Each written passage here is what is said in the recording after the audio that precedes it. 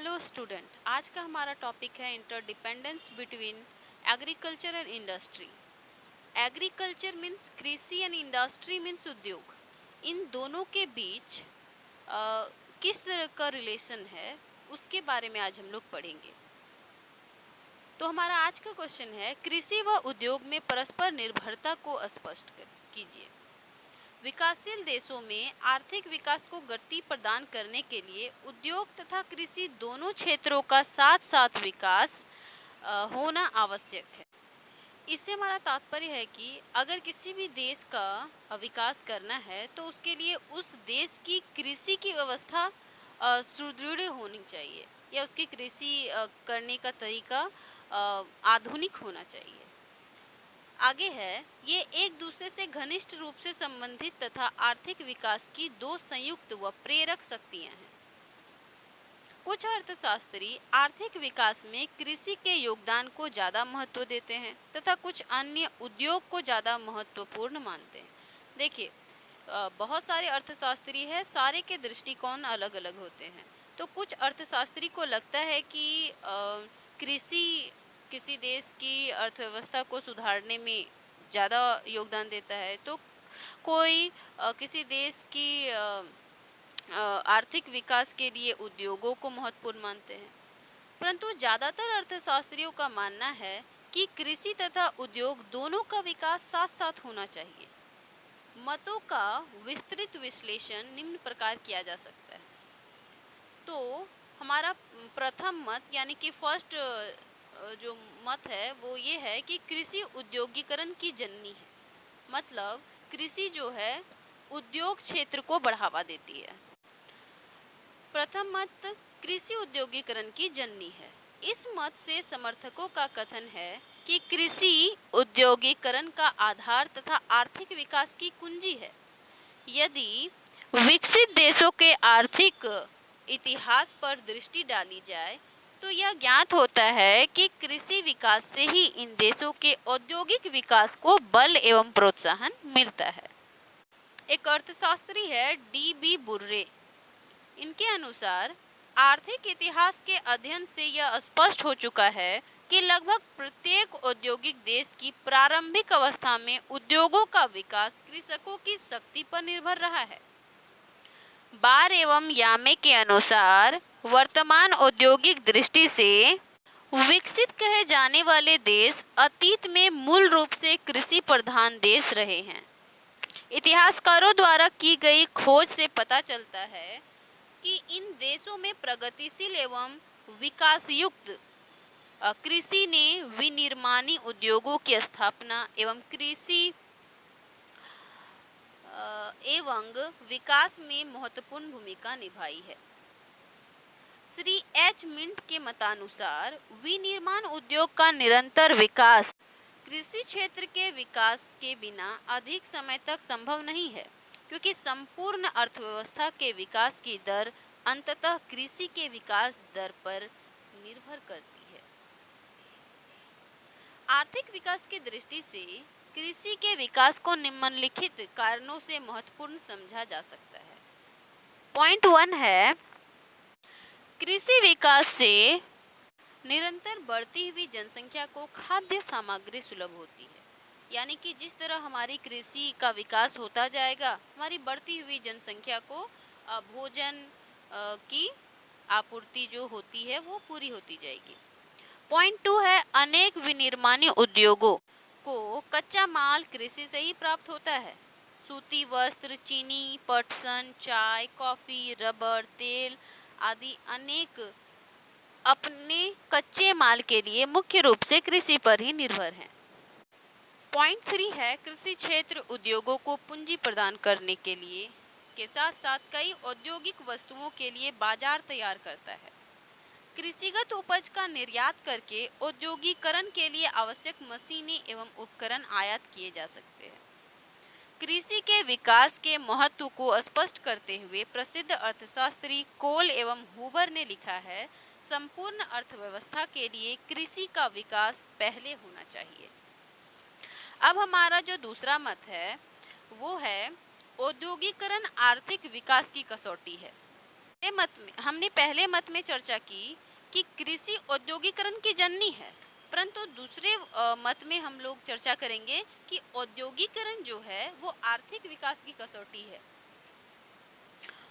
औद्योगिकरण विकास को आर्थिक विकास की कसौटी मानने वाले अर्थशास्त्रियों का मत है कि उद्योगों में उत्पादकता ज्यादा होती है, इसलिए प्रति व्यक्ति आय का स्तर ऊंचा होता है, जिससे रहन सहन के ऊंचे स्तर का आधार बनता है। अतः इसलिए औद्योगिकरण को आर्थिक विकास की कसौटी माना जाता है। आर्थिक विकास हेतु औद्योगिकरण की आवश्यकता एवं महत्व को निम्नवत प्रस्तुत किया जा सकता है। अल्प विकसित देशों में कृषि एक अनिश्चित व्यवसाय होता है, जिसमें क्रमागत उत्पत्ति ह्रास नियम शीघ्र ही क्रियाशील होने लगते हैं। पॉइंट 2 है, औद्योगिकरण से देश में पूंजी निर्माण की दर को अधिक बल मिलता है। पूंजी निर्माण में वृद्धि तभी संभव है जब देश में बचतें अधिक मात्रा में हो तथा उसे लाभप्रद उत्पादन में लगाने के लिए क्षेत्र और अवसर अधिक हो। औद्योगिकरण से आय में वृद्धि होती है। आय में वृद्धि के साथ साथ सीमांत बचत प्रवृत्ति में भी वृद्धि होती है। अतः इस प्रकार औद्योगिकरण पूंजी निर्माण में सहायक है। पॉइंट 3 है, देश के आर्थिक विकास के लिए कुल राष्ट्रीय उत्पादन एवं उत्पादकता में वृद्धि आवश्यक है। उद्योग धंधों के विकास से इस उद्देश्य की पूर्ति की जा सकती है। उद्योगों में कृषि की अपेक्षा प्रति व्यक्ति उत्पादन अधिक होता है, अर्थात उद्योगों में विकास की दर ऊंची होती है। उत्पादन एवं तकनीकी प्रगति मुख्य रूप से औद्योगिकरण की ही देन है। पॉइंट 5 है, प्रति व्यक्ति आय एवं जीवन स्तर में वृद्धि की संभावना कृषि की अपेक्षा औद्योगिकरण में अधिक होती है। ऐसा विकसित देशों के आर्थिक इतिहास से स्पष्ट होता है। पॉइंट 6 है, कृषि क्षेत्र में उत्पादकता बढ़ाने के लिए आवश्यक रासायनिक खादों, कीटनाशकों, कृषि संयंत्रों, उपकरणों तथा बिजली आदि महत्वपूर्ण सुविधाएं औद्योगिक विकास से ही सुलभ हो सकेगी। पॉइंट 7 है, कृषि से संबंधित शोध एवं अनुसंधान पूर्ण रूपेण औद्योगिक विकास पर निर्भर करता है।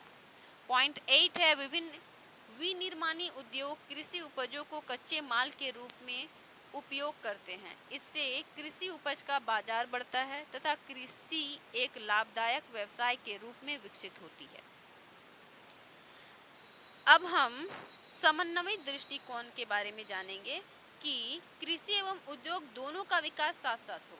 जिस तरह हम लोगों ने एक बार पढ़ा कि कृषि का विकास जरूरी है क्योंकि वो औद्योगिकरण की जननी है, और दूसरे मत में हम लोगों ने पढ़ा कि औद्योगिकरण जो है वो विकास, आर्थिक विकास की कसौटी है। उसी तरह हमारा तीसरा जो पॉइंट है वो समन्वित दृष्टिकोण है। समन्वित मतलब मिला जुला। मिला जुला का यहाँ पर सेंस है कि कृषि और उद्योग दोनों का साथ साथ विकास होगा तो क्या होगा। ज्यादातर अर्थशास्त्रियों का मत है कि दोनों क्षेत्र परस्पर प्रतियोगी ना होकर एक दूसरे के पूरक है। यानी कि अगर कृषि का विकास होता है तो उद्योगों का विकास होगा, और उद्योगों का विकास होगा तो हमारा आर्थिक विकास तेजी से होगा। और अगर कृषि का विकास नहीं होता है तो आर्थिक विकास धीमा पड़ जाएगा। कृषि विकास औद्योगिकरण में तथा औद्योगिकरण कृषि विकास में पर्याप्त सहायक सिद्ध होता है। क्यों? कोई भी देश कृषि अथवा उद्योग में से किसी की उपेक्षा करके विकास के उच्च शिखर पर नहीं पहुंच सकता। कृषि एवं उद्योग आर्थिक विकास की दो समानांतर शक्तियां हैं जिन्हें एक ही धरातल पर बनाए रखना आवश्यक है। यूजीन स्टैनले ने इन दोनों क्षेत्रों के परस्पर निर्भरता को स्पष्ट करते हुए कहा है, कृषि उत्पादकता में सुधार कर औद्योगिक विकास की गति प्रदान की जा सकती है। जब तक कृषि का आधुनिकीकरण नहीं हो जाता तब तक अल्प विकसित देशों में जनसंख्या के एक बड़े भाग के पास निम्न क्रय शक्ति के रूप में बाजारों का अभाव औद्योगिक विस्तार को सीमित कर देगा।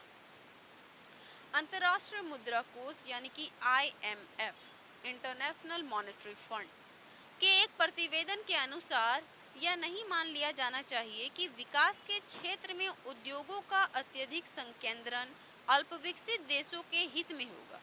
परंतु इसका यह अर्थ भी नहीं है कि ऐसे देशों में औद्योगिकरण की नितांत उपेक्षा की जाए। इन देशों में कृषि तथा उद्योग दोनों क्षेत्रों में उत्पादन को बढ़ाकर संतुलित विकास की नीति अपनाई जा सकती है। अकॉर्डिंग टू अंतर्राष्ट्रीय मुद्रा कोष यानी कि इंटरनेशनल मॉनेटरी फंड के अकॉर्डिंग कि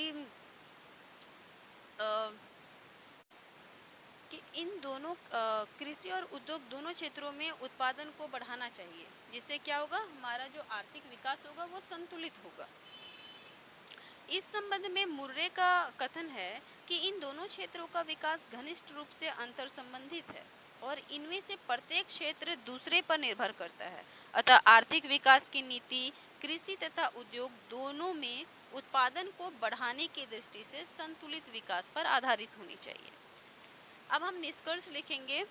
ये याद रखें कि प्रत्येक प्रश्न में निष्कर्ष अवश्य लिखें, क्योंकि अब आप यूजी और पीजी के स्टूडेंट हैं, तो और जो प्रोफेसर्स होते हैं जो कॉपी हमारा चेक करते हैं वो निष्कर्ष देखकर ही ये जान लेते हैं कि आपने क्वेश्चन में आंसर में क्या लिखा हुआ है। देन हमारा निष्कर्ष होगा, निष्कर्ष के रूप में यह कहा जा सकता है कि आर्थिक जीवन एक पक्ष के समान है जिसकी जड़ें कृषि है तथा उद्योग है तथा व्यापार शाखाएं एवं पत्तियां हैं, जिससे किसी भी अल्पविकसित देश की आर्थिक विकास संभव हो पाता है। तो आज का जो हमारा टॉपिक था interdependence between agriculture and industry, ये हमारा समाप्त होता है। वीडियो को देखने के लिए थैंक यू, और लाइक करें और सब्सक्राइब करें, और अगर और भी ज़्यादा वीडियोस चाहिए तो किस टॉपिक पे चाहिए वो लिख कर भेजें।